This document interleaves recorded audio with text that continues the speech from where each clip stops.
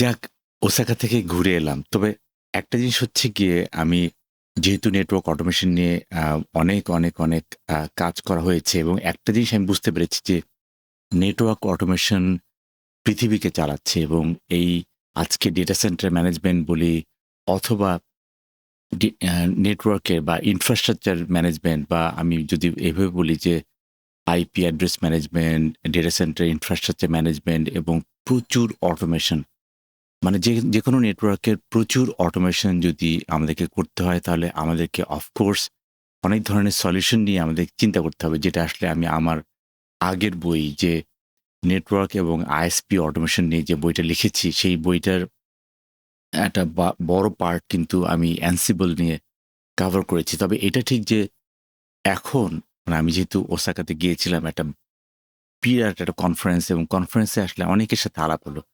অনেকের সাথে আলাপ করে আমি আসলে একটা জিনিস বুঝতে পারলাম যে, আমি গত ২ বছর ধরে কিন্তু শুনছিলাম যে, নেটবক্স আমি ২ বছর ধরে শুনছিলাম নেটবক্স একটা ভালো একটা কাইন্ড অফ লাইক একটা network monitoring, network management, network kind of like network source of truth. মানে এই ধরনের একটা সলিউশন আসলে আ আমরা শুনছিলাম। কিন্তু এটা আসলে আমি বিশ্বাস করিনি বা আমি ভাবছিলাম যে আম Ansible নিয়ে কাজ করছি, সেখানে আবার আমার আলাদা একটা কেন প্ল্যাটফর্ম দরকার পড়বে? তো আমি যেহেতু ইভেন্টটাতে গিয়ে দেখলাম যে ওখানে যারা নেটওয়ার্ক enthusiastic বা যারা নেটওয়ার্ক নিয়ে কাজ করছেন, যাদের ব্রেড অ্যান্ড বাটার হচ্ছে নেটওয়ার্ক, যারা সবকিছু নিয়ে কাজ করছে, তারা দেখছি যে নেটবক্সের কথা বারবার বলছে বিভিন্ন ইভেন্টে। বিকজ নাম্বার 1 এটা একটা কমিউনিটি এডিশন আছে।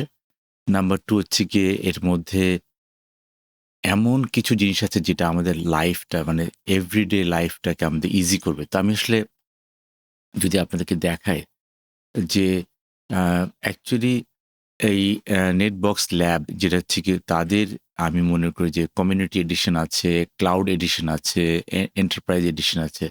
And they have they are doing fantastic এবং এই নেটওয়ার্কের মধ্যে আমাদের যে hierarchical region, site, location, rack devices বা device component, cable and wireless connection, power distribution tracking মানে IP prefixes, ranges, addresses, virtual machine and clusters, VRF এবং route targets, তারপর হচ্ছে গিয়ে বিভিন্ন ধরনের এএস নাম্বার, VLAN মানে এ মানে হেন জিনিস নাই আমি আসলে যেটা এখানে পাচ্ছি না। তো এরকম একটা কাইন্ড অফ জিনিস আমার কাছে মনে হচ্ছিলেন যে এটা আসলে মানে আগে আমি শুনেছি কিন্তু এইটার যে লেভেলটা এই লেভেলে আসলে সেটা আমি ওভাবে বুঝতে পারিনি। তবে এটা ঠিক যে এর পাশাপাশি আরেকটা আমি টুল পেলাম। আ এটাও একটা ওপেন সোর্স। সেটা হচ্ছে গিয়ে আ নটোবট। তো অথবা ন্যাটোবট। তো এখন এই ন্যাটোবটের যে জিনিসটা সেটাও কিন্তু কাইন্ড অফ লাইক একই রকম জিনিস। বাট এটা নেটবক্স থেকেই ফর্কিং করে তারা আসলে এনেছে একটা জায়গায় এবং আমার কাছে এটা খুব ভালো লেগেছে একটাই কারণে যে এটাও কিন্তু কম্পিটিং মানে ২ টো কম্পিটিং প্রোডাক্ট এবং তাদেরও কিন্তু ক্লাউড ভার্সন আছে। এবং আমরা যদি এটাকে হোস্ট করতে না চাই, আমরা এটাকে ক্লাউড ভার্সন দিয়েও কিন্তু চালাতে পারি। সো আমার কাছে মনে হচ্ছে যে এই নেটওয়ার্ক আ নিয়ে আসলে আ মানে কি করা যায়? তবে এটা ঠিক যে আমার যেহেতু 2nd, 2nd অটোমেশন বইটা নিয়ে আমার একটা কাজ চলছে এবং সেটা নিয়ে আসলে আমি কিভাবে কাজ করব সেটা নিয়েও কিন্তু আমি আসলে একটু ওয়ার্কআউট করছি। তো সেইজন্য আমার কাছে মনে হয় যে নেটবক্সটা একটা new addition to the book যে আমরা আসলে কিভাবে এটাকে কাজ করাবো। তবে এটা ঠিক যে আমি যেটাকে বিশ্বাস করি বা আমি যেটাকে বুঝি যে আমাদের লাইফের প্যারা কমাতে হবে। আমাদের লাইফের আমাদের কষ্ট কমাতে হবে।